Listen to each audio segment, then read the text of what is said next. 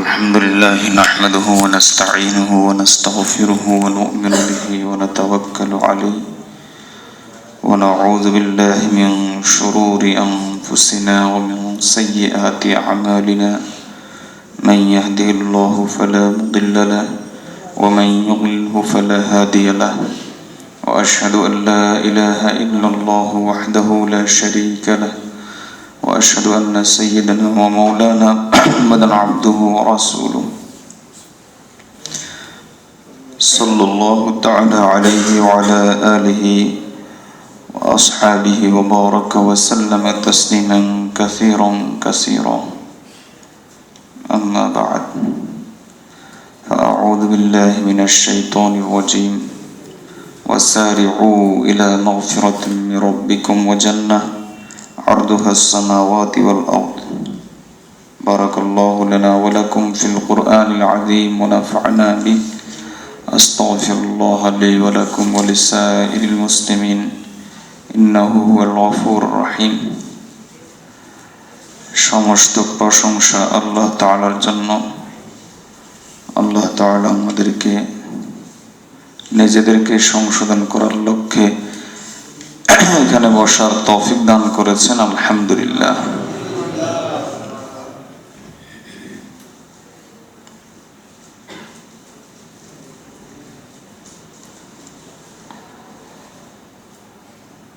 ঘোষণা দেওয়া হয়েছে যে তওবা সম্পর্কে আলোচনা করা হবে। আমাদের উলামায়ে কিরাম লিখেছেন মাওদুউ কুল্লু সাআতিন, তওবার বিষয়বস্তুটা সব সময়ের বিষয়বস্তু। এই বিষয়ে সব সময় আলোচনা করা দরকার, কারণ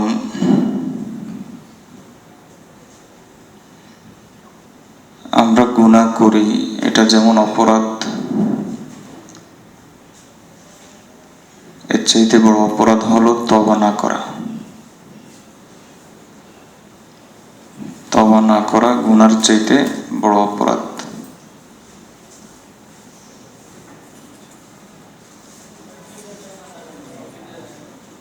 মানুষ গুনাহ করে কেন? এর কয়েকটা কারণ। প্রথমত মনে করে গুনাহ করছি, কেউ তো এখানে নাই, দেখে না, গুনাহ করতে সমস্যা কি? এজন্য আল্লাহ কোরআন মাজিদের বারবার বিভিন্ন আয়াতে আল্লাহ পরিষ্কার করেছেন যে ওয়াহুয়া মাআকুম আইনামা কুনতুম, তোমরা যেখানেই থাকো না কেন আমি আল্লাহ সেখানে আছি।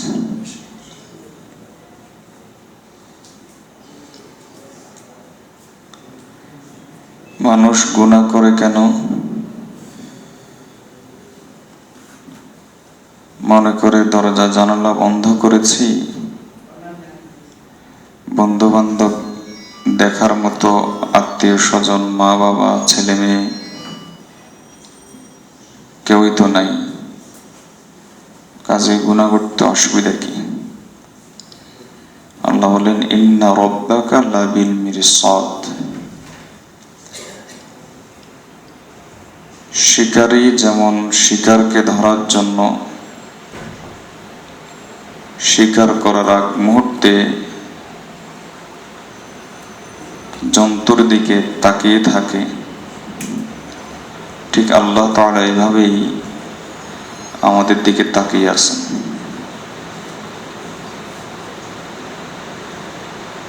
এই জন্য আমার শেখ ও মুর্শিদ বলেন যে তোমরা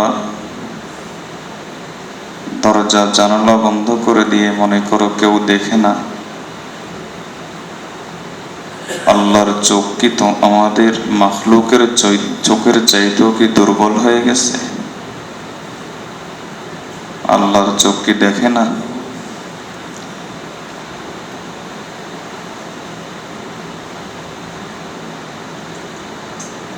মানুষ গুনাহ করে কেন? একটা চিন্তা যে তওবা করে নিব, কি হয়েছে গুনাহ করলে, তওবা তো করা যাবেই।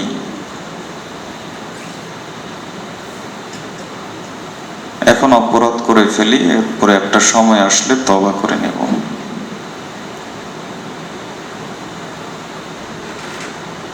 আল্লাহ বোঝাচ্ছেন, আল্লাহ অবশ্যই তওবা কবুলকারী, কিন্তু আমার তওবার নসিব হবে, তওবার তৌফিক হবে, এর নিশ্চয়তা কি?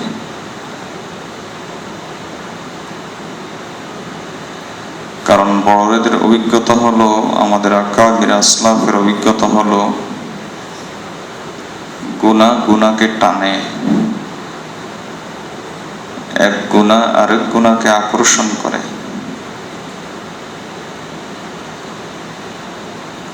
যেমন লোহা চুম্বক লোহাকে আকর্ষণ করে, ঠিক তেমনি ভাবে একটা গুনাহ আরেকটা গুনাহকে আকর্ষণ করে। নেক আমলকে টানে, গুনাহ গুনাহকে টানে। এজন্য যেই যুবক বা যেই লোকটি দেখা যায় যে একটা গুনাহতে অভ্যস্ত, এটাই বাস্তব অভিজ্ঞতার, সে আরেকটা গুনাহতেও ধীরে ধীরে জড়িয়ে পড়ে। আর গুনাহতে যখন জড়িয়ে পড়ে, তখন এক সময় গুনাহ করে নিজে নিজে অপরাধী থাকে। গুনাহতে অভ্যস্ত হয়ে গেলে গুনাহ করে অহংকার করে। এবার বন্ধু বান্ধবের কাছেও বলে বেড়ায়, সাহস বেড়ে যায়, দুঃসাহস বেড়ে যায়।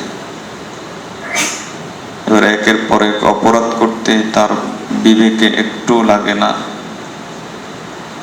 বরং এক শ্রেণীর মানুষ তো অপরাধ করেই মজা পায়। আমার শেখ ও মুর্শিদ বলেন, এটার দৃষ্টান্ত হলো, এক ব্যক্তি ব্যাংকের কাউন্টারে গেল একটা ছেঁড়া ফাটা নোট নিয়ে, এটা পরিবর্তন করার জন্য। তো ব্যাংকের কাউন্টার অবশ্যই সেটাকে পরিবর্তন করে দিবে। আর আরেক ব্যক্তি গেল সেখানে গিয়ে কাউন্টারের লোকের সামনে ঝকঝকে 500 টাকার নোট বের করে ছিঁড়ে ফেলল। এরপর বলে যে পরিবর্তন করে দেন। বলেন তো পরিবর্তন করবে? গুনাহ করা আর গুনাহতে অভ্যস্ত হয়ে যাওয়ার মধ্যে এই ব্যবধান। গুনাহ যখন হয়ে যায় তখন লজ্জিত থাকে। ছেঁড়া ফাটা ময়লা নোট যেমন নিজেকে হীন মনে করে, ঠিক তেমনি ভাবে গুনাহ যে করে সেও লজ্জিত থাকে প্রথম অবস্থায়।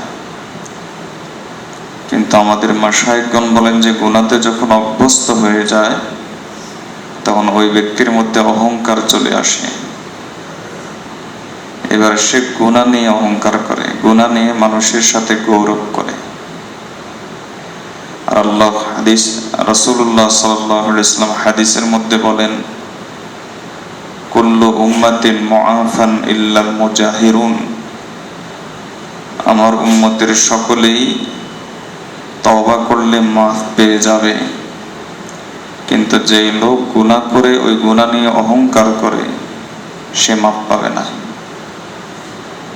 আল্লাহ আমাদেরকে বিষয়টি বোঝার তৌফিক দান করুন। তো তওবার চিন্তা তো করলাম যে গুনাহ করি কেন? গুনাহ করে তওবা করে ফেলবো, এই জন্য গুনাহ করি। প্রশ্ন হলো তওবার তৌফিক হবে কিনা, কারণ গুনাহ তো গুনাহকে টানে। হাকিমুল উম্মত আশরাফ আলী থানভী রহমতুল্লাহ আলাইহি একটা আশ্চর্য কথা লিখেছেন। তিনি বলেন যে দেখো, গুনাহ করলে তওবা করলে আল্লাহ মাফ করবেন, কোরআন এবং হাদিস দ্বারা প্রমাণিত সত্য কথা। তবে কোরআন মজিদের কোনো আয়াতে এটা নাই, হাদিসের কোনো হাদিসে এটা নাই যে তওবা করার পর গুনার আকর্ষণ চলে যাবে, এটা নাই। বরং এটা আছে যে গুনাহ গুনাহকে টানে। কাজে তওবা করে ওই গুনাহ তো মাফ করে নিলাম, কিন্তু ওই গুনার কারণে আমার তার একটা গুনাহকে টান দিচ্ছে। এজন্য বুদ্ধিমানের কাজ কি? বুদ্ধিমানের কাজ হলো গুনাহ নাই করা। তওবা করে মাফ করে নিলাম, খুব ভালো কথা, কিন্তু এই গুনার যে পার্শ্ব প্রতিক্রিয়া হলো আরেকটা গুনাহকে টানবে, এটা থেকে তো নিস্তার নাই। এটা তো তওবা দিয়ে হয় না, এটা যেটা দিয়ে হয় সেটা হলো গুনাহ থেকে বেঁচে থেকে হয়। এই সূক্ষ্ম কথাটাও আল্লাহ আমাদেরকে বোঝার তৌফিক দান করুন। মানুষ গুনাহ করে কেন? মানুষ গুনাহ করে আল্লাহ রহমান, আল্লাহ দয়াবান। আমি যতই গুনাহ করি কোনো অসুবিধা নাই, আল্লাহ তো দয়ার সাগর। আল্লাহ দয়ার সাগর, এটা তো 100% সত্য কথা। হাদিসের মধ্যে এসেছে, রাসূলুল্লাহ সাল্লাল্লাহু আলাইহি ওয়াসাল্লাম বলেন, একজন মা তার সন্তানকে যে পরিমাণ মহব্বত করে, আল্লাহ তার বান্দাকে এর চাইতে লক্ষ কোটি গুণ বেশি ভালোবাসেন। আমার শেখ ও মুর্শিদ পীর জুলফিকার আহমদ নকশবন্দি দামত বরাকাতুহুম কিছু দৃষ্টান্ত পেশ করেন।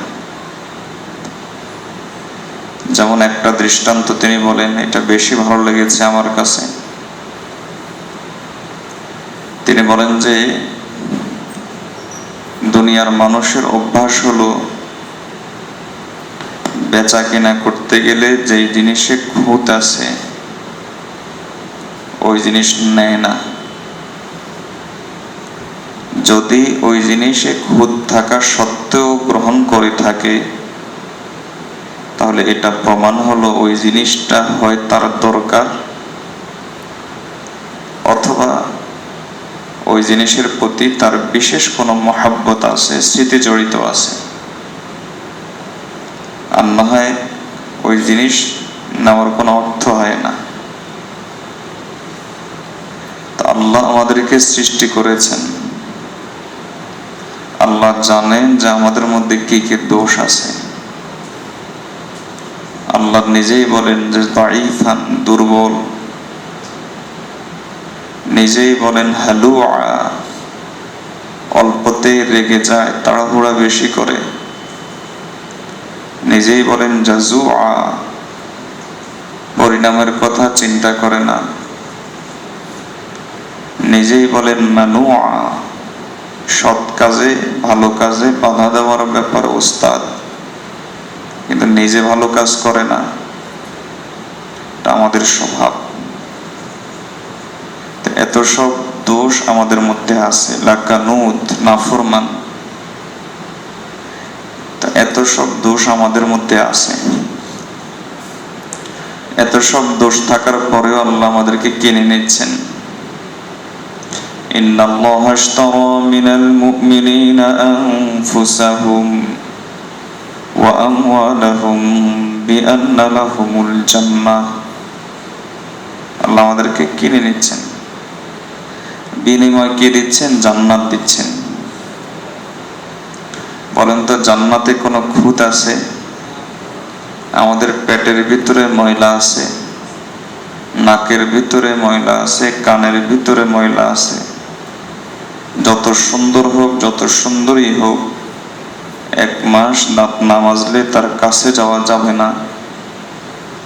2 সপ্তাহ গোসল না করলে যত ভালোই, যত সুন্দরী হোক, তার থেকে গন্ধ বের হয়।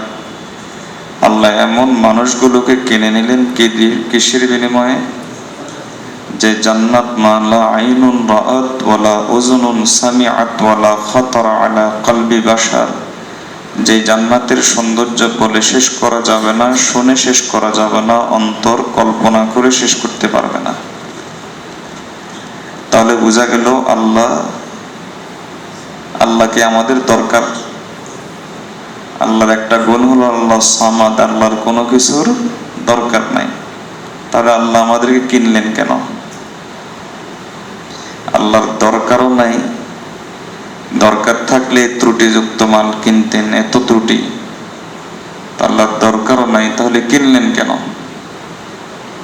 কিনেছেন এজন্যই যে আল্লাহ আমাদেরকে মহাব্বত করেন,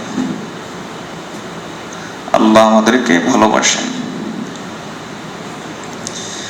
তো আল্লাহ তো বান্দাকে ভালোবাসেন, আমরা গুনাহ করি কেন? মনে করি যে আল্লাহ তো দয়ার সাগর। হ্যাঁ, অবশ্যই আল্লাহ দয়ার সাগর, কিন্তু প্রশ্ন হলো আমার গোস্তাখির কারণে আল্লাহ যদি আমার সাথে দয়ার আচরণ না করেন। কারণ আল্লাহর আরেকটা গুণ আছে, আল্লাহ মুতাকাব্বির, আল্লাহ প্রচন্ড রকমের অহংকারী। আর একজন মানুষের বড় মানুষ, বাবা, ছেলে একবার হুকুম অমান্য করে কিছু বলে না, দুইবার হুকুম অমান্য করে কিছু বলে না, তিনবার হুকুম অমান্য করে দাঁত খিঁচে। এলো একেবারেই ভদ্র বাবা, শান্ত শিষ্ট, মেজাজ কম, সহজেই মেজাজ উঠে না এমন বাবার আচরণ। চতুর্থবার দোষ করে পারলে থাপ্পড় মারে, পঞ্চমবার দোষ করে আমার বাসায় আর আসবি না, ষষ্ঠবার দোষ করে মাকে বলে দেয় খানা দিবেন, খানা দেওয়া যাবে না, সপ্তমবার দোষ করে বাসায় আসতেই দেয় না। আর আমরা 5 বার ডেলি 5 ওয়াক্ত নামাজ না পড়লে 5 বার আল্লাহর নাফরমানি করি। যতবার পরপুরুষ হয়ে পরনারীর প্রতি দৃষ্টি দেই ততবার আল্লাহর নাফরমানি করি। যতবার টেলিভিশনে অশ্লীল ভিডিও দেখি ততবার আল্লাহর নাফরমানি করি। যতবার বেপর্দা হয়ে পরপুরুষের সামনে যাই ততবার আল্লাহর নাফরমানি করি। ডেলি কত হাজারবার আল্লাহর নাফরমানি করি, এটা তো কল্পনাও করা যায় না। কিন্তু এরপরও আল্লাহকে রাগ দেখান, আল্লাহকে রাগ দেখান। রাগ দেখাবেন না এর কোনো নিশ্চয়তা আছে? একদিকে রাগ দেখান না যে পরিমাণ রাগ করা দরকার, আরেকদিকে রাগ দেখাবেন না এর কোনো নিশ্চয়তা নেই, যে কোনো সময় রাগ দেখাইতে পারেন। আর আল্লাহর রাগ দেখাইলে কি অবস্থা হয়? আল্লাহর রাগ দেখাইলে 1000 বছরের ইবাদতকেও তিনি পিছনে ঠেলে দেন, বলেন যে আমার দরকার নাই। আল্লাহ অহংকার দেখালে কি অবস্থা হয়? আল্লাহ অহংকার দেখাইলে বালাম বাউরের 300 বছরের ইবাদতকেও ঠেলে দিয়ে বলেন যা, এটা আমার দরকার নাই।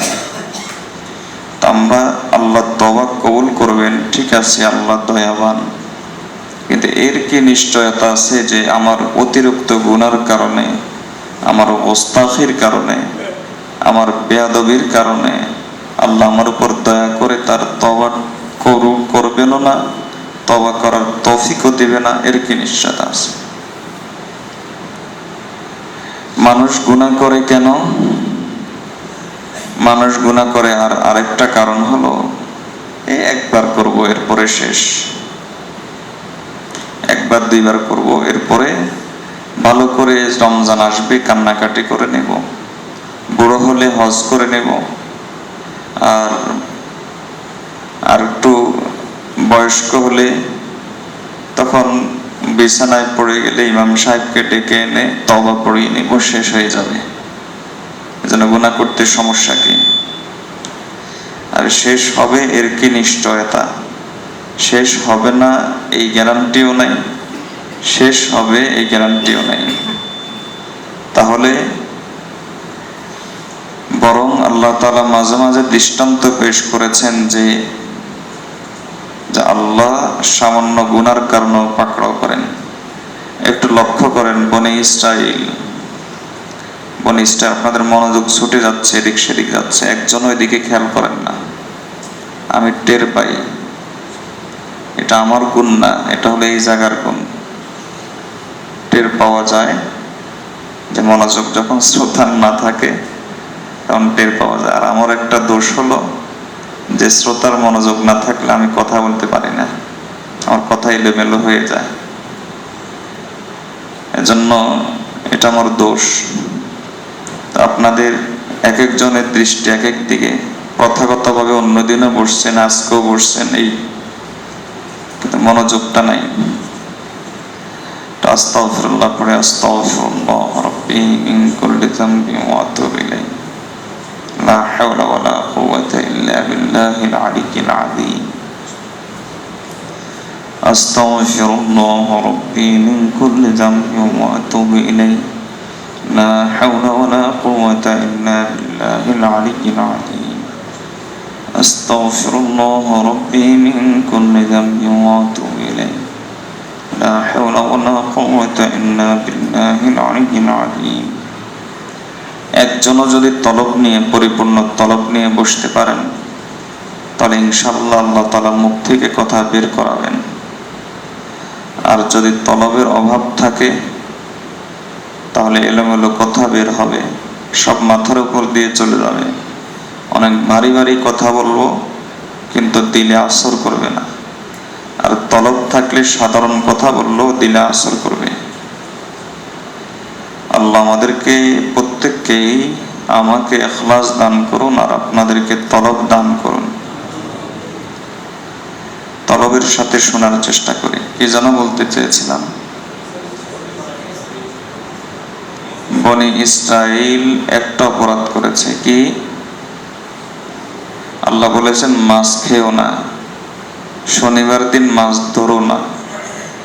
ওরা শনিবার দিন মাছ ধরে নাই, কিন্তু হিলা করছে, কৌশল করছে। কি কৌশল করছে? বান দিয়ে রাখছে যেন শনিবার দিন মাছ চলে যেতে না পারে। তো শনিবার দিন ধরে নাই, রোববার দিন ধরছে। আল্লাহর সাথে এই বাহানা, এই ধোঁকাবাজি করছে। বলেন তো আল্লাহকে এই ধোঁকাবাজি বুঝেন না? আমরা এই ধোঁকাবাজি আল্লাহর সাথে করি, কত হাজার বার যে করি এর কোনো শেষ নাই। বলি হুজুর গুনাহ থেকে বাঁচা যায় না কেন? পরিবেশ গুনার। চোখের হেফাজত করা যায় না, সমস্যা কি? পরিবেশ নাই। টেলিভিশন ঘর থেকে বিদায় করা যায় না কেন? ছেলে মেয়ে চায়। নতুন বিয়ে করাইছি ছেলেকে, বৌমা আসছে, এখন যদি টেলিভিশন না রাখি বেয়ের গোষ্ঠী বলবে, কি বলবে? এজন্য বিদায় করতে পারি না। আরে আল্লাহর বান্দা, আবার মাঝে মাঝে ইসলামেরও নাম নেই। টেলিভিশন ঘরে কেন? ইসলামিক চ্যানেল দেখি হুজুর, অন্য কিছু দেখি না। সত্যি কথা। আবার কেউ কেউ বলে হুজুর ওই জীব জন্তু আছে না বিভিন্ন জায়গায়, শুধু এগুলো দেখি, আর কোনো কিছু দেখি না। একটা বাঘ একটা হরিণকে ধরে ফেলছে, এই জাতীয় গুলো দেখি, আর অন্য কোনো কিছু দেখি না। এইসব কৌশল হুজুরের কাছে তো চলবে, কিন্তু আল্লাহ তো ওই আল্লাহ যিনি বনি ইসরাইলের কৌশল ধরে বুঝিয়ে দিয়েছেন, আমি আল্লাহ সবার কৌশল বুঝি। আমি আল্লাহ সবার কৌশল আমি বুঝি। সুদের কারবার করি কারণ হারামের মজা ছাড়তে পারি না, কিন্তু বলি কি, অজুহাত দেই কি, এই যুগে ঘরে ঘরে সুদ ঢুকে গেছে, সুদের কারবার ছাড়া এখন চলেই না। বলেন তো এই অজুহাত কি আল্লাহ বুঝেন না? আল্লাহ ভালো করেই এই অজুহাত বুঝেন। যাকাত দেই না, কি অজুহাত?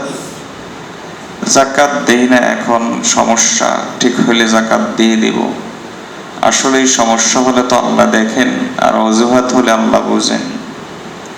আল্লাহ মাফ করুন, আল্লাহর কাছে পানা চাই। গত বছরের ঘটনা, আমি যাকাত বিষয়ে আলোচনা করার পর যখন বুঝলো, একজন লোক টের পেল যে নির্দিষ্ট দিন হিসাব করতে হয়, তো তিনি আমার কাছে একটা কৌশল নিয়ে আসলেন। বলে হুজুর মনে করুন আমি 17 তারিখ হিসাব করব। আমি যদি 17 তারিখ হিসাব করি, তো 16 তারিখে যদি আমি একটা কাজ করি, যে আমার যে সম্পদ আছে সেগুলো কিছু ছেলের নামে দিলাম, কিছু মেয়ের নামে দিলাম, যেন একটার উপরও যাকাত আসবে না, কারণ 1 বছর কিছু ছেলের নামে দিলাম, কিছু মেয়ের নামে দিলাম, কিছু বোন নামে দিলাম, তাহলে তো আমার যাকাত দেওয়া লাগবে না।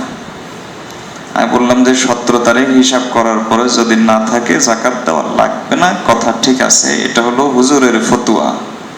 কিন্তু আল্লাহ তো এই ধোঁকাবাজি সম্পর্কে ভালো বোঝেন। যাকাত না দেওয়ার শাস্তির চাইতে ধোঁকাবাজের শাস্তি আরো বড়। যাকাত না দেওয়ার শাস্তি যত বড়, ধোঁকাবাজির শাস্তি আরো বড়। এবার কি করবেন? আল্লাহ আমাদেরকে এই জাতীয় বাহানা থেকে বেঁচে থাকার তৌফিক দান করুন। আমাদের মা বোনরা পর্দা করে না, বাহানা। বাহানা কি বাহানা? বোরকার ভিতরে ঢুকলে নিঃশ্বাস আটকে যেতে চায়, সহ্য হয় না, গরম সহ্য হয় না। জাহান্নামের গরম সহ্য হবে তো তাহলে?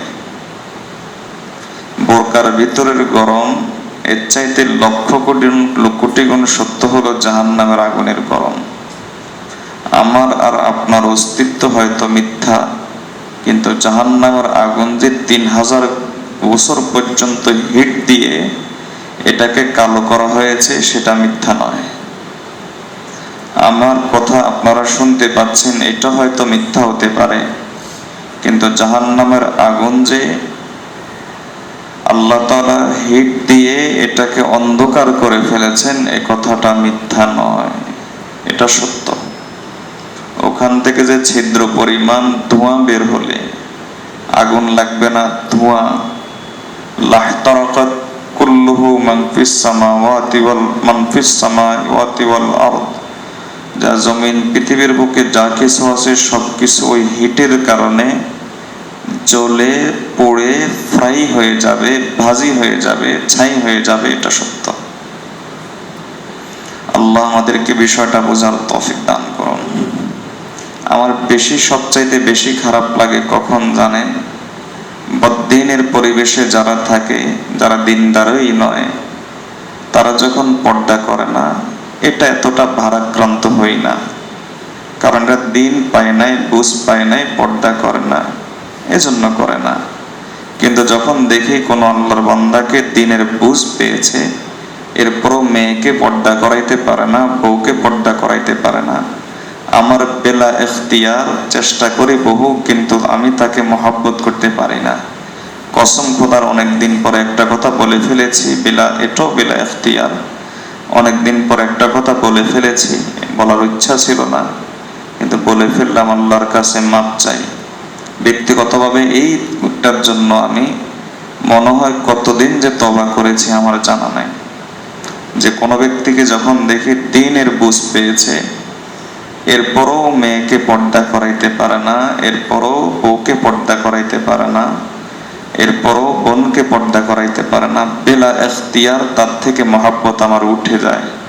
যতই মুখে সুন্দর আচরণ করার চেষ্টা করি সুন্নতে নববী হিসাবে, তো মনের ভিতরে যে পরিমাণ ক্ষোভ থাকে সেটা প্রকাশ করার মতো না। আল্লাহ তাআলা আমার এই গুনাহটাকে এই গুনাহ থেকে আল্লাহ আমাকে বেঁচে থাকার তৌফিক দান করুন। এটা আমার গুনাহ, আমি বুঝি, এটা আমার অপরাধ, আমার গুনাহ হয়, আমার বদধারণা হয়। আল্লাহ আমাদেরকে এই গুনাহ থেকে বেঁচে থাকার তৌফিক দান করুন। এবং আরেকটা হাকিকত বলি, যখন বলেই ফেলেছি সবটাই খুলে ফেলি। আরেকটা হাকিকত হলো, ওই ব্যক্তির এই দিনদারি আমার কাছে মনে হয় এটা হলো পাশে লোকে কিছু বলে, আমি দিনদার না সাজলে কেমন কেমন দেখা যায়, এটা মেকি আমার কাছে মনে হয়। আল্লাহ, একজন বাবা যদি চায় তার মেয়ে পর্দা করাইতে, আমাদের সমাজের মেয়ে এতটাই খারাপ হয় নাই, অথবা এতটাই নষ্ট হয় নাই যে বাবা চাইলে মেয়েকে পর্দা করাইতে পারবে না। এতটাই খারাপ হয় নাই আমাদের সমাজের মেয়ে। আমাদের সমাজের মেয়ে এতটাই বিদ্রোহী হয় নাই যে পর্দা করানোর জন্য প্রেশার ক্রিয়েট করলে বাবার বিরুদ্ধে আদালতে মামলা করবে। আমাদের সমাজের মেয়ে এরকম হয় নাই। কোনো বউকে, কোনো স্ত্রীকে পর্দা করানোর জন্য চাপ সৃষ্টি করলে 2-4-5 দিন না হয় খানা বন্ধ রাখে, আরে রাখুক না, 2-4-5 বেলা না হয় খানা বন্ধ রাখবে, রাখুক না, 2-4-5 দিন না হয় খাবে না, না খাক না, কিন্তু আল্লাহর বান্দা জাহান্নামের আগুন থেকে ক্ষুধার কষ্ট কি বেশি? আপনাকে প্রয়োজনে শাসন করতে হবে। পর্দার বিধান ছোটখাটো কোনো বিধান নয় আল্লাহর বান্দা। কেন যে আমরা বুঝি না, অথচ এই গুনাহ থেকে তওবার চিন্তা আমরা করি না। আল্লাহ আমাদেরকে বিষয়টি বোঝার এবং এটা জেনে এর উপর আমল করার তৌফিক দান করুন। আল্লাহ যারা দ্বীনের বুঝ পায় নাই তাদেরকেও পর্দা করার তৌফিক দান করুন। যারা দ্বীনের বুঝ পেয়েছে আল্লাহ তাআলা তাদেরকেও পর্দা করার তৌফিক দান করুন। আল্লাহ, আমরা গুনাহ করি কেন? আমরা গুনাহ করি এক সময় তওবা করে নিব, আবার গুনাহ করি কেন? বিভিন্ন অজুহাত পেশ করি। আর একটা আশ্চর্য কথা শোনাই। তাফসীরে রুহুল মাআনিতে আল্লামা আলুসি বাগদাদি রাহমাতুল্লাহ আলাইহি লিখেছেন, যে ব্যক্তি গুনাহ ছাড়াটাকে, গুনাহ ত্যাগ করাটাকে কঠিন মনে করে, বোঝা মনে করে, ওই ব্যক্তির অবস্থা হলো এই: 2 রাকাত নামাজ পড়ে, এরপরে সালাম ফিরানোর আগে ওযু চলে যায়। তো সালাম ফিরানোর আগে ওযু চলে গেলে ওই 2 রাকাত নামাজ কি নামাজ হয়? তো যে ব্যক্তি গুনাহ করার কারণে গুনাহকে কঠিন মনে করে, গুনাহ ত্যাগ করাটাকে বোঝা মনে করে, মৌতের আগে তার ঈমান চলে যায়।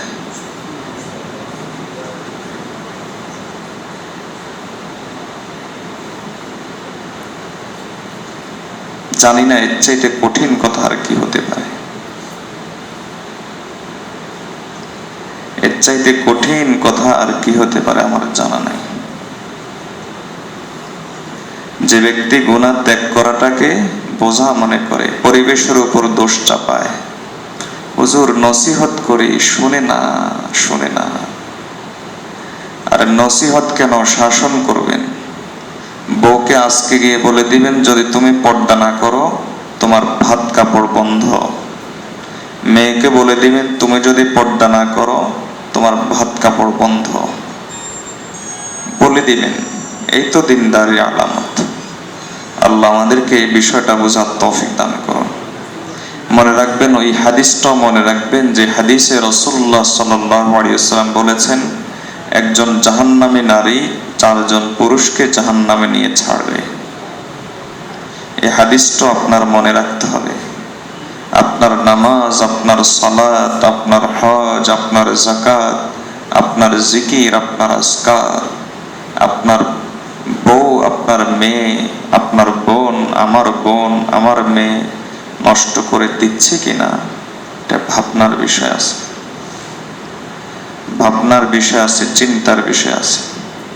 সামান্য মেয়ের খুশির জন্য, বউয়ের খুশির কারণে, বউকে খুশি করতে গিয়ে আমি যে রাতের 1টা বাজে বাসা ছেড়ে, আরামের ঘুম ছেড়ে এখানে এসে আল্লাহ জিকির করি, এরপরে এখানে এসে চোখের পানি দেই, এই যে কষ্টগুলো আমার নষ্ট হয়ে যাচ্ছে কিনা, চিন্তার বিষয় আছে, ভাবনার বিষয় আছে। আল্লাহ আমাদেরকে বিষয়গুলো বোঝার তৌফিক দান করুন। কেন যে বুঝি না এই কথাটা। আল্লামা আলুসি বাগদাদির এই কঠিন কথাটা আমার কাছে একটা পাহাড় মাথার উপর দিলে যেমন মনে হয়েছে, আমার কাছে তেমন মনে হয়েছে যে একজন মানুষ 2 রাকাত নামাজ পড়লো। 2 রাকাত নামাজ পড়ার সময় তারপর সালাম ফিরানোর আগে তার ওযু চলে গেল। যেমন ভাবে তার নামাজ হয় না, গোটা জীবনে গোটা 2 রাকাতেই সে পড়ে নিল, শুধু 2 সেকেন্ড আগে চলে গেল, 5 সেকেন্ড আগে চলে গেল। ঠিক তেমনি ভাবে যে ব্যক্তি গুনাহ ত্যাগ করাটাকে বোঝা মনে করে, গুনাহ আমি ত্যাগ করতে পারবো না, পরিবেশের উপর দোষ চাপায়, পরিস্থিতির উপর দোষ চাপায়, সময়ের উপর দোষ চাপায়, বিভিন্ন অজুহাত পেশ করে, অর্থাৎ এক কথায় গুনাহ ত্যাগ করাকে বোঝা মনে করে, তাহলে মৌতের আগে তার বেঈমান হয়ে যায়, ঈমান নসিব হয় না। জানি না আমাদের দিনদার যে সমস্ত ভাইয়েরা এখনো তাদের পরিবারকে পর্দা করাইতে পারে না, এর চাইতে কঠিন কথা, কঠিন ধাক্কা কি হতে পারে আমার জানা নেই। এর চাইতে কঠিন ধাক্কা কি হতে পারে? আমি মনে করি যে এই কথাটা আপনারা পরিবারের সকল সদস্যের মাঝে ছড়িয়ে দেওয়া ওয়াজিব, জরুরি। যে তোমার কারণে বলো আমি কি বেঈমান হয়ে যাওয়ার একটা আশঙ্কার ভিতরে থাকবো কিনা, তোমার কারণে আমি কি আমার আল্লাহর অহংকারে আঘাত দিচ্ছি কিনা, তোমার কারণে আমি কি আমার আল্লাহর অহংকারে আঘাত দিয়ে আল্লাহর রহমত থেকে বিতাড়িত হচ্ছে কিনা। তো বলতে চেয়েছিলাম, হাদিসের মধ্যে রাসূলুল্লাহ সাল্লাল্লাহু আলাইহি ওয়াসাল্লাম বলেছেন যে একজন জাহান্নামী নারী, আর জাহান্নামী নারীর পরিচয় কি, নিসাউন কাসিয়াতুন আরিয়াত, যে এরা পোশাক পরেও উলঙ্গ থাকবে। পোশাক পরে উলঙ্গ কেমনে থাকে? টাইট ফিট পোশাক পরবে, স্পর্শকাতর অঙ্গ বোঝা যাবে। পাতলা পোশাক পরবে, স্পর্শকাতর অঙ্গ বোঝা যাবে। শর্টকাট পোশাক পরবে, স্পর্শকাতর অঙ্গের কিছু অংশ দেখা যাবে। এই হলো পোশাক পরে উলঙ্গ। রাসূলুল্লাহ সাল্লাল্লাহু আলাইহি ওয়াসাল্লাম বলেন যে এরা জাহান্নামী নারী, জান্নাতে প্রবেশ কিছুতেই করবে না। আরে আল্লাহর বান্দা, ঈমান থাকলে তো জান্নাতে প্রবেশ করে, কিন্তু নবীজি কেন বললেন জান্নাতে প্রবেশ কিছুতেই করবে না? নবীজি তো এটা বলতে পারতেন জান্নাতে প্রবেশ করবে না, তাহলে একটা আশা ছিল যে সামনে করবে, প্রথমবার হয়তো করবে না। কিন্তু নবীজি বললেন যে মোটেও করবে না, কিছুতেই করবে না, ভয়ের জায়গা হলো এই জায়গায়। এর ব্যাখ্যা হিসাবে মুহাদ্দিসিনে কেরাম লেখেন যে যারা কবিরা গুনাহে অভ্যস্ত হয়ে পড়ে, যে কবিরা গুনাহে অভ্যস্ত হয়ে পড়ে এবং এই কবিরা গুনাহ ছাড়াকে বোঝা মনে করে, বিভিন্ন অজুহাতে কবিরা গুনাহ করে, আল্লাহ তাআলা তখন কবিরা গুনাহকে কবিরা গুনাহ মনে না করার অপরাধে তাকে অপরাধী করে দেন। আর যে ব্যক্তি কবিরা গুনাহকে কবিরা গুনাহ মনে করে না, জায়েজ মনে করে, জিনা বেবিচার যে ব্যক্তি হালাল মনে করে, চোখের বেবিচার যে ব্যক্তি হালাল মনে করে, হাতের বেবিচার যে ব্যক্তি হালাল মনে করে, তাহলে ওই হারামকে হালাল মনে করলে ঈমান থাকে?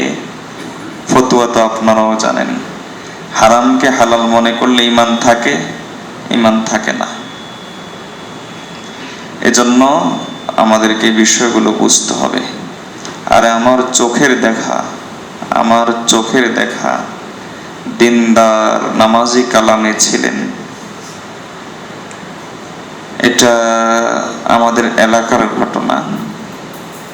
আমরা তখন ছোট ছিলাম, নামাজি কালামে ছিলেন, কিন্তু ওনার বউয়ের ব্যাপারে এবং ওনার ছেলে মেয়ের ব্যাপারে কিছু কথা সমাজের মধ্যে, গ্রামে যেটা হয় আর কি, কিছু কথা বাতাসে ঘুরত। কিন্তু বাবা বা ওই পরিবারের পুরুষ সদস্য খুব ভালো ছিলেন। তো অসুস্থ হয়ে যাওয়ার পর তখন ওই যে তওবা পড়ানোর একটা প্রচলন আছে, এটা ভালো। শামসুল হক ফরিদপুরি রহমতুল্লাহ আলাইহি ছাত্রদেরকে বিভিন্ন হাসপাতালে পাঠাইতেন, তালেবুল ইলমদেরকে হাসপাতালে পাঠিয়ে রোগীদেরকে তওবা পড়িয়ে আসতেন। এটা খুব ভালো জিনিস, ভালো প্রচলন। তো অন্তত মৃত্যুর আগে তওবা নসিব করার চেষ্টা করা। তো আমাদের এক হুজুরকে দাওয়াত দিয়ে নিয়েছেন, আমি এবং আরেকজন গেছি হুজুরের সাথে যায় না দুই একজন ছাত্র, আর আমি আবার আরেকজন গিয়েছি। দেখলাম যে এখন আজকে হঠাৎ মনে পড়লো এই ঘটনাটা, দেখলাম যে যতবারই তাকে তওবা করানোর চেষ্টা করা হয়, তওবা তো তার মুক্তি আসে না। অথচ এই লোককে আমার স্পষ্ট মনে আছে মাগরিবের পরে মসজিদে বসে বসে আল্লাহ জিকির করতেও দেখেছি।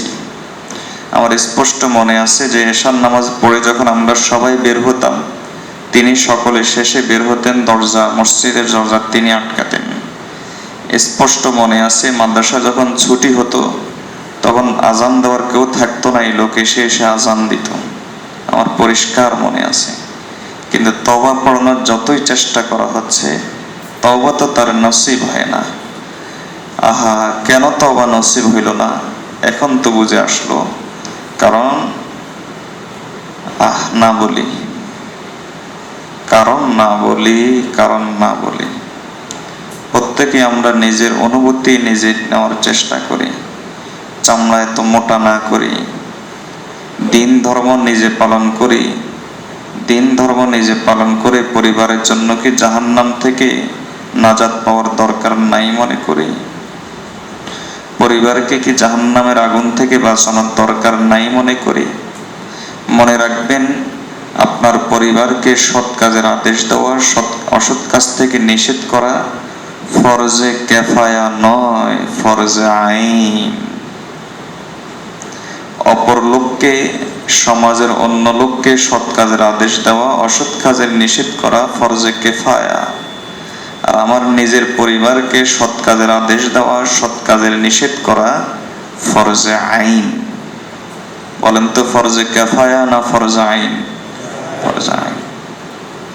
আল্লাহ আমাদেরকে এই বিষয়টা বোঝার তৌফিক দান করুন। তো আমরা কোনখান থেকে কোনখানে চলে গেলাম? তওবা করি না কেন? অজুহাত পেশ করে আমরা তওবা করি না, অজুহাত। আচ্ছা, আরে গুনাহ করি কেন? গুনাহ করি কেন? কি? 4 জন পুরুষ, একজন জাহান্নামী নারী 4 জন পুরুষকে জাহান্নামে নিয়ে ছাড়বে। নম্বর 1 তার বাবাকে, নম্বর 2 তার ভাইকে, নম্বর 3 তার স্বামীকে, নম্বর 4 তার ছেলেকে। তার বাবাকে, তার স্বামীকে, তার ভাইকে, তার ছেলেকে একজন জাহান্নামী নারী জাহান্নামে নিয়ে ছাড়বে।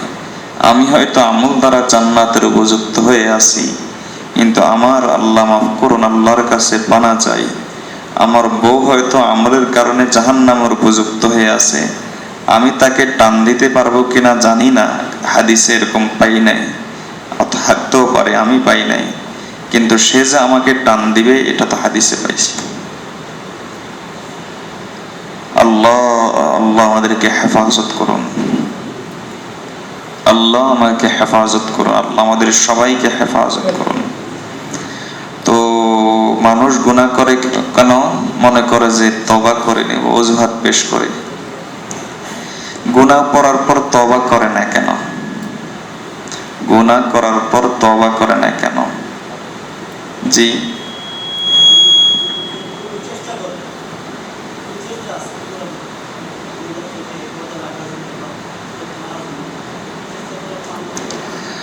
চেষ্টা করে, এটা তো আমি বলবো, হ্যাঁ চেষ্টা করে। তিনি কতটুকু চেষ্টা করেন তিনি জানেন।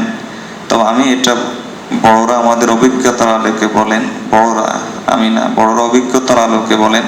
আর একজন বাবা চেষ্টা করবে, মেয়ে পর্দা করবে না, হতেই পারে না। একজন স্বামী চেষ্টা করবে, স্ত্রী পর্দা করবে না, হতেই পারে না। কেন? হ্যাঁ, ভাই চেষ্টা করলে বোন হয়তো পর্দা করে না, এটা হইতে পারে। তারপরে ছেলে চেষ্টা করলে মা হয়তো পর্দা করে না, এটা হইতে পারে, এটা সম্ভব। কিন্তু স্বামী চেষ্টা করার পর স্ত্রী পর্দা করবে না, এবং বাবা চেষ্টা করার পর মেয়ে পর্দা করবে না, আমাদের বড়রা এটা মানেই না। এই অজুহাত তারা স্বীকারই করে না। আরে মেয়েকে 5 দিন খানা বন্ধ করে দিই, স্ত্রীকে 5 দিন খানা বন্ধ করে দিই, ধমক দিয়ে দিই, যাও তোমার বাড়ির বাবার বাড়িতে পাঠিয়ে দিচ্ছি। কোন মেয়ে আছে আমাদের সমাজে পর্দা করবে না? কোন স্ত্রী আছে আমাদের সমাজে পর্দা করবে না? এজন্য এই জাতীয় অজুহাত, এটা হুজুর থেকে ফতোয়া নিয়ে নেওয়া খুব সহজ। এই জাতীয় অজুহাত দিয়ে যে সর্বাত্মক চেষ্টা করি, কিন্তু আল্লাহর কাছে অজুহাত পেশ করা যাবে না। এজন্য আবারও বলি, এই অজুহাত শুধু মানে আমাদের বড়রা বলেন, হ্যাঁ ভাই চেষ্টা করেছে বোন করে না, এটা হইতে পারে। তারপরে ছেলে চেষ্টা করেছে মা পর্দা করে না, সেটা হইতে পারে। কিন্তু বাবা চেষ্টা করেছে মেয়ে পর্দা করে না, স্বামী চেষ্টা করেছে স্ত্রী পর্দা করে না, এটা হতেই পারে না। আল্লাহ আমাদেরকে বিষয়গুলো বোঝার তৌফিক দান করুন।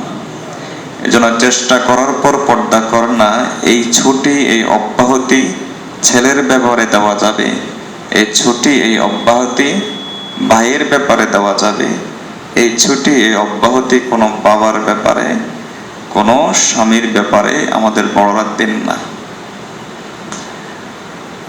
আচ্ছা, গুনাহ তো করে এই সমস্ত কারণে। এবার বুঝছি গুনাহ কেন করে। গুনার ক্ষতি কি? গুনার ক্ষতি হলো, একটা গুনাহ করলাম, আল্লাহ থেকে দূরে সরে গেলাম, এটা হলো সবচাইতে বড় ক্ষতি। আর বুজুর্গানের দিন তো বলেন যে আল্লাহ জান্নাত ও দোজখ সে ইয়া রব ক্যা করুঁ, आरज़ू है मैं तुझे देखा करूं। আমাদের বড়রা চালাক, দুনিয়ার ব্যাপারে না।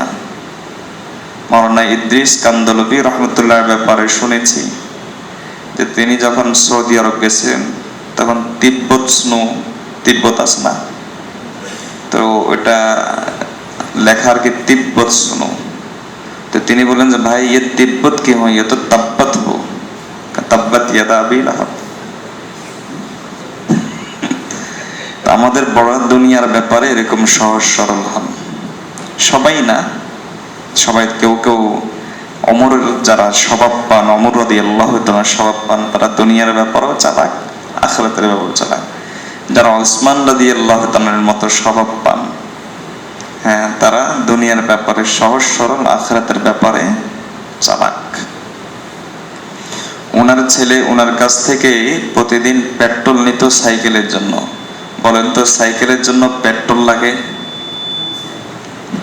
কথা বুঝেন নাই? সাইকেলের জন্য কি নিত? পেট্রোল নিত। বলেন তো সাইকেলের জন্য কি পেট্রোল লাগে? পেট্রোলের টাকা নিত, যে বাবা পেট্রোলের টাকা দেন। একটু বড় হয়ে যাওয়ার পর ছেলে যখন বুঝ হয়েছে তখন আর নেই। একটা সময় এরকম করি না আমরা, ছোটবেলায় কিছু না কিছু ঘটনা সবাই এরকম আছে, কম বেশি ঘটনা এরকম আছে। আমার মনে আছে যে আমরা আমাদের নিজেদের বাগান থেকে সুপারি নিয়েছি, দাদির ভয়ে চুপি চুপি সুপারি নিয়েছি। সুপারি তো বুঝেন, নোয়াখালী সুপারি বেশি, তো দাদি দেখলে বকা দিবে, এজন্য দাদি যেন না দেখে, এজন্য নিজেদের বাগান থেকে আমরা কয়েকজন ফুফাতো ভাই মিলে আমরা সুপারি নিয়েছি। সুপারি নিয়েছি কি জন্য? ওই যে ঘন্টায় সাইকেল চালানো হইতো, ঘন্টায় ওই সাইকেল চালানো, সুপারি নেওয়া হয়েছে। তো জুমার দিন ছিল, তো এরকম একেবারেই পেছনের কাতারে সুপারির পলিথিনটা রেখে জুমার নামাজ পড়তে গেছি, আর আরেকজন একটু বয়স্ক আমাদের থেকে বড় ওই সুপারির পটলাটা নিয়ে দৌড় দিছে, তা আমরাও পিছনে পিছনে দৌড় দিছি। এরকম ছোট ঘটনা, ছোটখাটো ঘটনা ছোটবেলায় সকলেরই থাকে। তো ইদ্রিস কান্দলবি রহমতুল্লাহ ছেলে পরবর্তীতে অনেক বড় আলেম হয়েছেন। তো বাবার থেকে কিসের টাকা নিত? সাইকেলের পেট্রোলের টাকা, সাইকেলের পেট্রোল বাবাও দিয়ে দিতেন। তো ওনাকে একদিন ওনার মুরিদ বললেন যে ওই যে পেট্রোলের টাকা নাই, সাইকেলের তো পেট্রোল লাগে না।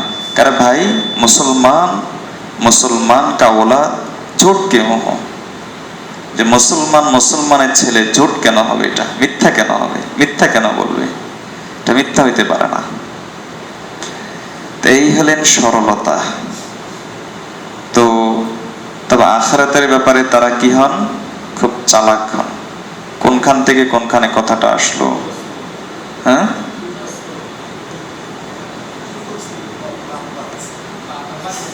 তাব্বাত এটা তো গেল না, অন্য কোনখান থেকে আসছে? আখিরাতের ব্যাপারে তারা খুব চালাক হন। আমাদের বড়রা আখিরাতের ব্যাপারে খুব চালাক হন। দুনিয়ার ব্যাপারে সোজা হলো, আখিরাতের ব্যাপারে আল্লাহ তাআলা আমাদেরকে চালাকি দান করুন। হাদিসের মধ্যে এসেছে প্রকৃত চালাককে আল কাইয়্যিসু মান দানা নাফসাহু ওয়া আমিলা লিমা বা'দাল মাউত। প্রকৃত চালাক হলো যে নিজেকে চিনল এবং মৃত্যুর পরবর্তী জীবনের জন্য যে প্রস্তুতি গ্রহণ করলো, সেই হলো প্রকৃত চালাক। আল্লাহ আমাদেরকে প্রকৃত চালাকি দান করুন। ও বলতে চেয়েছিলাম ওই যে আমাদের বড় চালাক, ওই যে শরীরটার কথা বললাম, আল্লাহর কাছে কি দোয়া করতেছি? আল্লাহ জান্নাত দোজখ দিয়ে কি করবো, আপনি হলেই যথেষ্ট। আরে যে ব্যক্তি আল্লাহকে পেয়ে গেল ওকে আল্লাহ জাহান্নামে দিবেন নাকি? এটা হলো চালাকি, এটা হলো চালাকি। আল্লাহর কাছে চালাকি করে বাহানা ধরা এটা ভালো, এভাবে দোয়া করা, চালাকি দেখানো আখিরাতের ব্যাপারে এটা ভালো। তো মানুষ তওবা করে না কেন? গুনাহ তো করে এই জন্য, বুঝলাম। তওবা কি জন্য করে না জানেন? তওবা করে না গুনাহগার আল্লাহর পরিচয় সম্পর্কে ভালো করে জানে না, আর কিছু না। মানুষ তওবা করে না আল্লাহর মারিফতের অভাবে। মানুষ গুনাহ করে বিভিন্ন কারণে, যে কয়েকটা বললাম। তো মানুষ তওবা করে না কেন? আল্লাহর মারিফতের অভাবে। কেমনে? যখন আস্তে আস্তে আস্তে গুনাহ করতে করতে করতে করতে যখন অভ্যস্ত হয়ে যায়, অভ্যস্ত হয়ে গেলে তখন মনে করে আমি এত বড় গুনাহগার, আল্লাহ মাফ করবো না। আমাদের কাছে দোয়ার জন্য আসে অনেকেই, বলে হুজুর খুব গুনাহ করি, আল্লাহ দোয়া কবুল করবে না, এজন্য একটু দোয়া করিয়েন। আসলে এই লোক আল্লাহকে চেনে নাই, এই লোক আল্লাহকে চেনে নাই। হাদিসের মধ্যে তো এসেছে যে রাসূলুল্লাহ সাল্লাল্লাহু আলাইহি ওয়াসাল্লাম বলেন, বান্দা যখন গুনাহ করতে করতে হাত্তা তাবলুগা সামা, এমনকি আসমান পর্যন্ত যদি পৌঁছে যায়, একটার উপর একটা ভাঁজ দিয়ে, একটার উপর একটা ভাঁজ দিয়ে, একটার উপর একটা ভাঁজ দিয়ে আসমান পর্যন্ত যদি পৌঁছে যায়, এরপর যদি তওবা করে, তাহলে আল্লাহ সেটাও এই তওবার কারণে মিটিয়ে দেয়।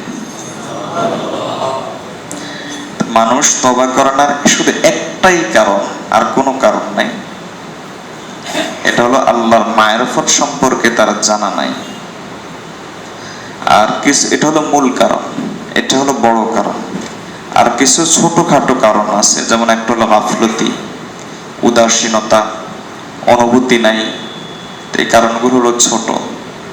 সবচাইতে বড় কারণ আপনি দেখবেন যে ৮০% নয়, 95% লোক তওবা করে না, আল্লাহকে জানে না, আল্লাহর মারিফত তার জানা নাই, এজন্য তওবা করে না। আল্লাহ মাফ করুন, মনে করে আমি নেশাখোর, মনে করে আমি তো ব্যভিচারে লিপ্ত, মনে করো আমি তো এত সুদের কারবার করছি, আমার তো আল্লাহ কবুল করবো নি, এজন্য তওবা করে না। এজন্য আল্লাহ তাআলা খুব প্যারের সাথে, খুব মহব্বতের সাথে আমাদেরকে ডাক দিচ্ছেন।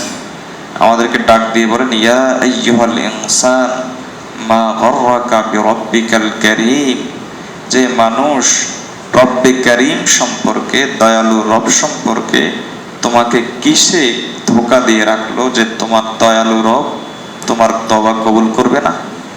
কিসে তোমাকে ধোঁকায় ফেলে রাখলো?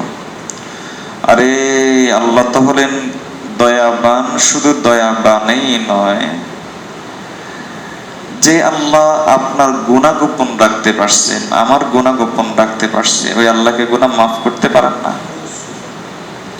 একটু চোখ বন্ধ করে দেখেন তো আমাদের জীবনের কতটা গুনাহ প্রকাশ পেয়েছে আর কতটা গুনাহ গোপনে আছে।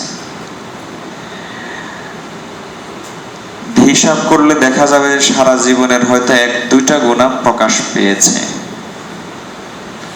আর সব গুনাহ, যেটা পার্সেন্টেজের হিসাবেই আসে না, আর সব গুনাহ আল্লাহ কি করলেন? গোপন রাখলেন।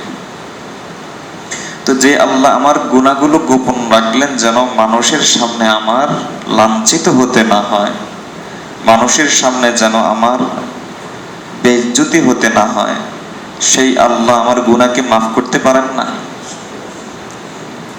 আল্লাহ আমাদেরকে এই বিষয়টা বোঝার তৌফিক দান করুন। এটা মনে রাখবেন যে গুনাহ যত বড়ই হোক না কেন, আল্লাহ মাফ করতে প্রস্তুত আছেন। আল্লাহর রহমতের সামনে ওটা কিছুই না।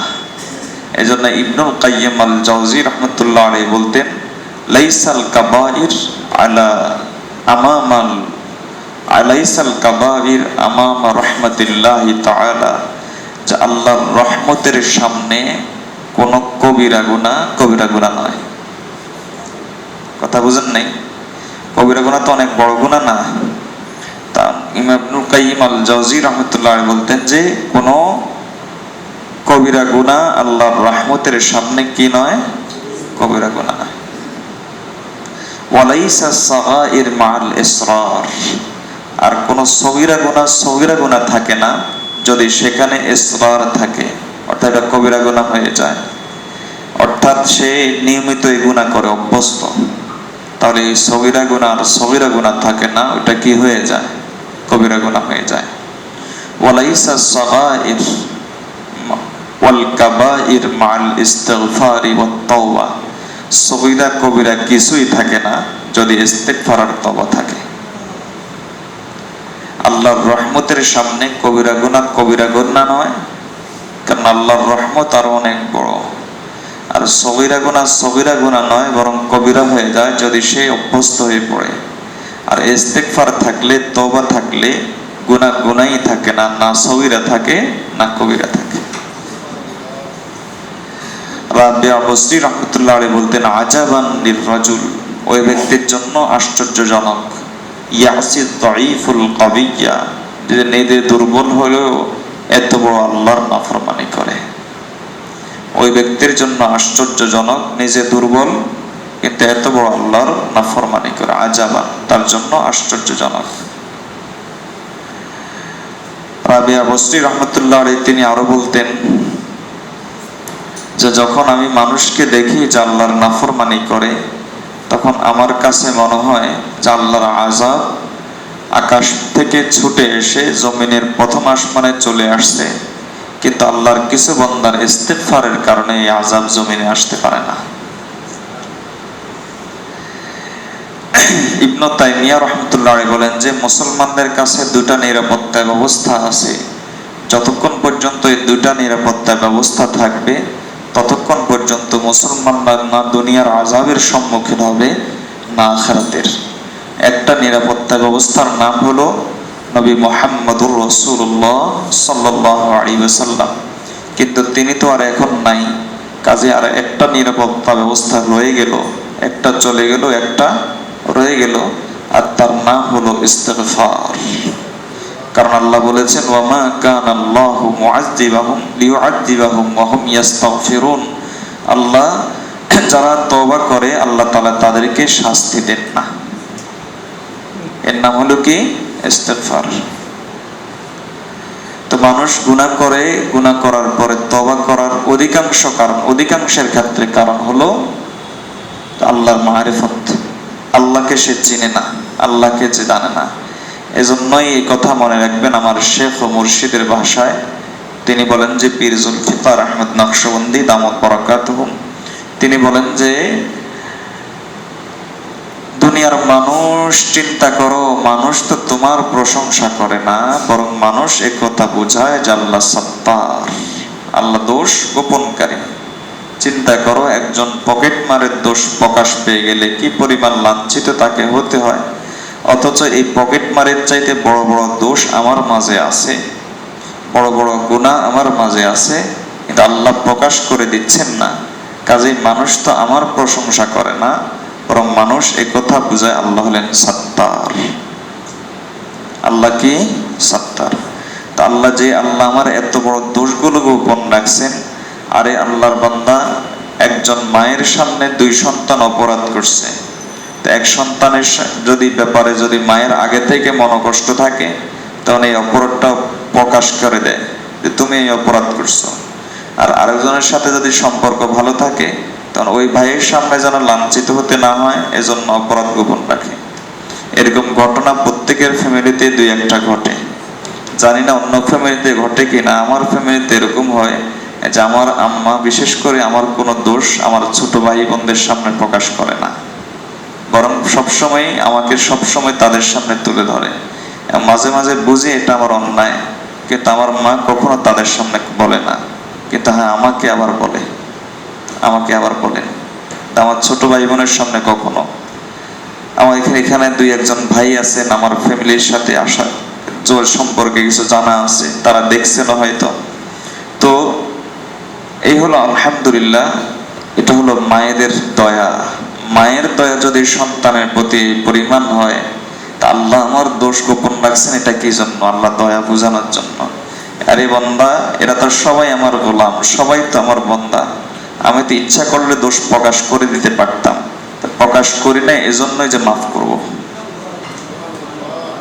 প্রকাশ তো এজন্যই আমি করি নাই যে আমি মাফ করব। এজন্য গুনাহ গোপন রাখা এটা কার গুণ? আল্লাহর গুণ। আর হাদিসের মধ্যে এসেছে, তাখাল্লাকু বিআখলাকিল্লাহ, আল্লাহর গুণে নিজেরা গুণান্বিত হও। সিবগাতাল্লাহ ওয়ান আহসানু মিনাল্লাহি সিবগা, আল্লাহর রঙের চাইতে সুন্দর রং আর কি হতে পারে? আল্লাহর গুণ হলো মাফ করা, আল্লাহর গুণ হলো সবর করা, আল্লাহর গুণ হলো বান্দা সামান্য আমল করলে আল্লাহ এটা বড় করে তুলে ধরা, আল্লাহর গুণ হলো বান্দার দোষ গোপন রাখা। কাজে আমরাও বান্দার দোষ গোপন রাখবো, সবর করব, শুকর করব। এই যে মা বাবার নাফরমানি যারা করে এদেরকে সবচাইতে বড় নাফরমান বলা হয়। আমাদের বড়রা বলেন কি জন্য জানেন? কারণ দুনিয়ার জীবনে সবচাইতে দয়া মায়া মা বাবার বেশি। তো যে দুনিয়ার এই নগদ দয়া মায়া করনেওয়ালা জলজান্ত এখনো সামনে পড়ে আছে, চোখের সামনে, তার কৃতজ্ঞতা স্বীকার করতে পারলো না, তো সে যিনি চোখের আড়ালে আল্লাহ, তার কৃতজ্ঞতা কেমনি স্বীকার করবো? এত সামনে পড়ে আছে, এদের কৃতজ্ঞতা যে স্বীকার করতে পারে না, যিনি আল্লাহ চোখের আড়ালে, তার কৃতজ্ঞতা কেমনে স্বীকার করব? যদিও মা বাবার দয়ার চাইতে আল্লাহর দয়া অনেক গুণ বেশি, কিন্তু পার্থক্য হলো একটা চোখের সামনে আর একটা চোখের আড়ালে। আল্লাহ আমাদেরকে বিষয়গুলো বুঝার তৌফিক দান করুন। তো আল্লাহ তাআলা আমার দোষ আর আপনার দোষ গোপন রাখছেন কেন বলেন তো? আল্লাহ মাফ করবেন, এজন্য বলেন যে দোষ গোপন রাখা আমার গুণ। কাজেই মান সাতারা মুসলিমান সাতারাহুল্লাহু ইয়াউমাল কিয়ামা, যে ব্যক্তি দুনিয়ার জীবনে বান্দার দোষ গোপন রাখবে, কিয়ামতের জীবনে আমি আল্লাহ তার দোষ গোপন রাখব। বুঝেন নাই? আমি পাগড়ি পরছি, যুবক ভাইয়েরা পাগড়ি পরছি, আমার কাছে খুশি লাগছে। কেন? মনে হয়েছে যেন আমাকে মহব্বত করে। এটা মহব্বতের একটা কিঞ্চিত একটা আলামত। তা আল্লাহর কথার কথা, আল্লাহর দোষ গোপন রাখেন। তো কোন বান্দা যদিও দোষ, অন্য বান্দার দোষ গোপন রাখে, তাহলে আল্লাহ কি এতে খুশি হন না? আল্লাহ এতে অনেক খুশি হন। এজন্যই হাদিসের মধ্যে বলা আছে যে আল্লাহ তাআলা কিয়ামতের দিন তার দোষ গোপন করবেন। তো এটা মনে রাখতে হবে, আল্লাহ আমার দোষ গোপন করেছেন। আল্লাহ এই কথা বোঝানোর জন্য যে আমি আল্লাহ তওবা কবুলকারী। এরপরে দেখেন রাসূলুল্লাহ সাল্লাল্লাহু আলাইহি ওয়াসাল্লাম বলেছেন, মনে করেছি এখান থেকে তওবা সম্পর্কে কয়েকটা হাদিস শোনাবো ইনশাআল্লাহ আগামীকালকে। তওবা হলো মাওদুউ কুল্লি সাআতিন, সারা জীবনে তওবা নিয়ে আলোচনা করা দরকার। হাকিমুল উম্মাত থানবী রাহমাতুল্লাহ আলাইহি তিনি বলেন যে আমি আমার প্রতি সপ্তাহের একটা বয়ান তওবার উপর করি। সারা সপ্তাহে অন্য বিষয়ে বয়ান করলে একটা বয়ান আমার কিসের উপর থাকে? তওবার উপর থাকে। আর আমাদের বড়রা তওবার উপর এই পরিমাণ বয়ান করেছেন যে অন্য কিছুর উপর এই পরিমাণ বয়ান করেন নাই। এখন তো দ্বীনের সহি দ্বারায় অনেক কাজ হচ্ছে, কওমি মাদ্রাসা, দ্বীনের সহি হক মেহনত, দাওয়াত তাবলীগ, দ্বীনের হক মেহনত, হক্কানে উলামায়ে কেরাম ওয়াজ মাহফিল করেন, দ্বীনের হক মেহনত। একসময় এত ধারা ছিল না। একসময় শুধু কিছু আল্লাহওয়ালা বিভিন্ন এলাকায় যেতেন আর ওয়াজ করতেন, শত শত মানুষ কেঁদে কেঁদে কেঁদে যার যার হতো, চোখের পানি ছাড়তো। শাহ ইসমাইল শহীদ রহমতুল্লাহ এক এক বয়ানে 30, 40, 50 হাজার মুসলমান হয়তো এরকমও আছে। তো এটা কেন হয়েছে? আসলে খোঁজ নিয়ে দেখা গেছে যে তারা তওবার বয়ান বেশি করতেন। কিসের বয়ান বেশি করতেন? তওবার বয়ান। হাদিসের মধ্যে এসেছে বাশশিরু, মানুষকে সুসংবাদ শোনাও, ওয়ালা তুনাফিরু, মানুষের মধ্যে বিদ্বেষ সৃষ্টি করো না, ইয়াসসিরু, মানুষকে সহজ করে দাও, ওয়ালা তুআসসিরু, কঠিন করো না। এজন্য এর অর্থ এটা নয় যে গুনাহ করার অনুমতি দিয়ে সহজ করা। সহজ করার অর্থ হলো গুনাহ করলে আল্লাহ তওবা করলে মাফ করবেন, এটা হলো সহজ করা। আমরা এখনো ব্যাখ্যা ভুল করি। আমরা ব্যাখ্যা বলবো, যদি কথা করতাম সুদের সম্পর্কে ওয়াজ করি, পর্দা সম্পর্কে ওয়াজ করি, বলে হুজুর এত কঠিন কেন? এত কঠিন কেন হয়েছে? ইসলাম কি এত কঠিন নাকি? আর ইসলাম তো এটাকে সহজ করতে বলে নাই, সহজ করতে বলছে সুদের কারবারি তুমি তওবা করো, এখনই তওবা করবে, এটা হলো সহজ করা। ওখানে ইসলাম কঠোর করছে, আমি কি করব? ওখানে ইসলাম কঠোর করছে, আমি কি করব? সহজ করছে তওবার জায়গাতে, সহজ করছে জান্নাতের সুসংবাদ শোনানোর জায়গাতে। আল্লাহ আমাদেরকে জান্নাতের সুসংবাদ বেশি করে শোনার এবং শোনানোর তৌফিক দান করুন। তো হাদিসের মধ্যে এসেছে যে রাসূলুল্লাহ সাল্লাল্লাহু আলাইহি ওয়াসাল্লাম বলে, ইন্নাল্লাহা ইয়াবসুতু ইয়াদাহু বিল-লাইল, আল্লাহ তাআলা রাতে তার দুই হাত প্রসারিত করে রাখেন। দুই হাত নাই, হাদিসে হাত প্রসারিত করে রাখেন। আল্লাহ তাআলা রাতে হাতকে প্রসারিত করে রাখেন। আল্লাহর হাত কেমন তো বলেন তো? আল্লাহ হাত আল্লাহর শান অনুযায়ী, এটার নাম হলো কুদরতি হাত, অর্থাৎ যে হাতের কোনো মিসাল নাই, যে হাতের কোনো দৃষ্টান্ত নাই, ওই হাতের নাম কুদরতি হাত। আল্লাহ তাআলা তার কুদরতি হাত বিছায়া রাখেন যেন দিনের বেলা যারা গুনাহ করেছে রাতের বেলা উঠে তওবা করে, বাইজিদ বুস্তামি রহমতুল্লাহর কাছে এক যুবক আসলো, খুব অপরাধী, গুনাহ করে সারা গুনায় অভ্যস্ত। তো বাইজিদ বুস্তামি রহমতুল্লাহ আলাইহির কাছে এসে যুবক বলল, আমি তো মনে হয় জান্নাতে যাব না, আমি যে পরিমাণ অপরাধ করি আপনি তো জানেন।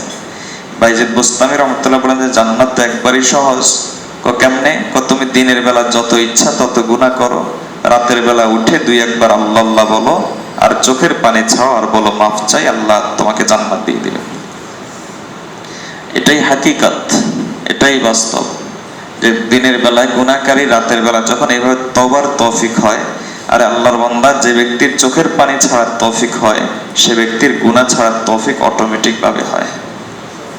যে ব্যক্তির চোখের পানি ছাড়ার তৌফিক, আল্লাহ যার চোখের পানি কবুল করেন, আল্লাহ যার চোখের পানি পছন্দ করেন, আল্লাহ তাকে তার প্রিয় বানায় আনেন। আর প্রিয় বান্দা দ্বারা আল্লাহ তার নাফরমানি কেমনে করাইবেন? এজন্য আল্লাহ তাআলা তাকে গুনাহ ছাড়ার তৌফিক দিয়ে দেন। এজন্য দেখা গেছে যে যে সমস্ত বান্দা আল্লাহ ওয়ালাদের মজলিসে এসে দুই একবার বসে, কারণ আল্লাহ ওয়ালাদের মজলিসে চোখের পানি বেশি আসে। হাদিসের মধ্যে এসেছে যে ইজার আউযুকিরুল্লাহ, যখন তাদেরকে দেখবে আল্লাহর কথা মনে হবে, তার আল্লাহর মহব্বতের কথা মনে হবে, আর আল্লাহর ভয়ের কথা মনে হবে। আর আশ্চর্য কথা শোনাই, আমার পীর ও মুর্শিদ জুলফিকার আহমদ নকশবন্দি দামত বারাকাতুহুম বলেন, মানুষ বাঘকে ভয় করলে দৌড়ে পালায়, সাপকে ভয় করলে দৌড়ে পালায়, আর আল্লাহকে, আল্লাহর ভয়ের মাঝে আর অন্য ভয়ের মাঝে পার্থক্য হলো, আল্লাহকে যত ভয় করে আল্লাহর মহব্বত তত বাড়ে। আজীব কথা। অন্য ভয়ের মাঝে আর আল্লাহর ভয়ের মাঝে পার্থক্য হলো, আল্লাহর মহব্বত, আল্লাহর ভয়ে যত অন্তরে ঢুকে, আল্লাহর প্রতি মহব্বত সেই পরিমাণ বাড়ে, মানুষ দৌড়ে পালায় না। আমাদের নবীজি সাল্লাল্লাহু আলাইহি ওয়াসাল্লাম, সাহাবায়ে কেরাম তাকে ভয় করতেন। রব ছিল একটা চেহারার মধ্যে, সরাসরি কোনো সাহাবী এবার তাকে কথা বলতে পারতেন না, ইল্লা আবু বকর, ওমর এবং আবু বকর এবং ওমর রাদিয়াল্লাহু তাআলা ছাড়া। এবং উনারাও একা একই কম যাইতেন, ভয় লাগতো। এই জন্য হাদিসের মধ্যে এসেছে যা আবু বকর, মুহাদ্দিস কেরাম ধরে নিতেন যে এখানে আবু বকর যখন আসছে নিশ্চয়ই ওমর আসছে। এই হাদিসে পাওয়া না গেলেও এই ঘটনা অন্যখানে পাওয়া যাবে, আর সেখানে পাওয়া যাবে ওমরও আসছে। এই জন্য যদি বলা হতো জাহাবা আবু বকর, আবু বকর গিয়েছেন নবীজির দরবারে, তো মুহাদ্দিসিনে কেরাম ধরে রাখতেন যে এখানে আবু বকরের নাম যদিও আসছে, কিন্তু এই ঘটনাটাই অবশ্যই আরেক হাদিসে পাওয়া যাবে যেখানে ওমরের নামও আসবে, যে ওমরও আসছেন। তাহলে এই ছিল খুব হয়তো ব্যতিক্রম দুই একটা ঘটনা ঘটে, কিন্তু এই ছিল হযরত আবু বকর ওমর। কেন? মুহাদ্দিসিনে কেরাম এর একটা কারণ হিসেবে লিখছেন, আসলে দুইজন গেলে একসাথে সাহস লাগতো, এই জন্য দুইজন তারা একসাথে যাইতেন। আর তারাই শুধু একমাত্র চোখের দিকে তাকিয়ে কথা বলতেন, আর কেউ চোখের দিকে তাকিয়ে কথা বলতে পারতেন না। কিন্তু সাহাবায়ে কেরাম বলেন, যদিও চোখের দিকে তাকায় কথা বলতে পারতাম না, কিন্তু যতই তার কাছে যেতাম ততই তার মহব্বত বাড়তো, এবং যতই তার সাথে কথা বলতাম ততই মহব্বত বাড়তো। প্রথম দেখাতে ভয় পেয়ে যেতাম, এরপর দ্বিতীয়বার, তৃতীয়বার, চতুর্থবার, পঞ্চমবার যতই দেখতাম ততই মহব্বত বাড়তো। তো আল্লাহ তাআলা, রাসূল সাল্লাল্লাহু আলাইহি ওয়াসাল্লাম এরকম ছিল। আল্লাহ তাআলার ভয়েরও একটা বৈশিষ্ট্য, সেটা হলো কি, যে তাকে যত বেশি ভয় করবেন মহব্বত তত বাড়বে, যত বেশি ভয় করবেন মহব্বত তত বাড়বে। আল্লাহ আমাদেরকে আল্লাহকে ভয় করার তৌফিক দান করুন, আল্লাহর মহব্বত অন্তরে ঢুকানোর তৌফিক দান করুন। তওবা সম্পর্কে আজকে আসলে আলোচনা করতে পারলাম না, শুধু কিছু কথা আসছে ভূমিকা হিসাবে। ইনশাআল্লাহ আগামীকালকে আলোচনা করব, কারণ এটা সব সময়ের বিষয়, সব ক্ষণের বিষয়, সব মুহূর্তের বিষয়। সবসময় তওবা নিয়ে আলোচনা করা উচিত। আল্লাহ আমাদেরকে তওবা নিয়ে বেশি বেশি করে আলোচনা করার তৌফিক দান করুন। মানুষকে নিরাশ করা যাবে না, বরং আশা দিয়ে রাখতে হবে যে যতই, হযরত ওমর রাদিয়াল্লাহু তাআলার কাছে দুই ব্যক্তি আসছে। এক ব্যক্তি আসলো, চেহারা মুখে খুব লাল চেহারা এবং রাগাতুষা চেহারা, বেদায় অন্যায়তে এসেছে। তো এসে বললো যে কাউকে যদি খুন করে এরপর তওবা করে আল্লাহ মাফ করবেন কিনা? আমিরুল মুমিনিন বলেন। ওমর রাদিয়াল্লাহু তাআলা বলেন, না, কোনোভাবেই না, খুন করলে আল্লাহ মাফ করার প্রশ্নই আসে না। চলে গেল ওই ব্যক্তি। বহু ঘুরিয়ে ফিরে জিজ্ঞেস করছে, দেখেন না কোনোভাবে মাফ হয় না? কোনোভাবে মাফ হবে না। আল্লাহ তার জন্য চিরস্থায়ী জাহান্নামী রেখেছেন। ওমান কাতালা মুমিনান মুতাআম্মিদান ফাজাযাউহু জাহান্নাম, যে ব্যক্তি ইচ্ছাকৃতভাবে কোনো মানুষ মুমিনকে হত্যা করবে তার ঠিকানা হলো চিরস্থায়ী জাহান্নাম, খালিদিনা ফিহা। তো ওই সময়ের ঘটনা, আরেক ব্যক্তি আসলো, তবে চেহারা খুব মলিন, ক্লান্ত, শ্রান্ত, বোঝা যাচ্ছে যে কোন একটা গুনাহ করে আসছে, খুব লজ্জিত, চোখে পানি। বললেন যে মুরাদুল্লাহ বললেন যে কাউকে খুন করলে আল্লাহকে ক্ষমা করবেন?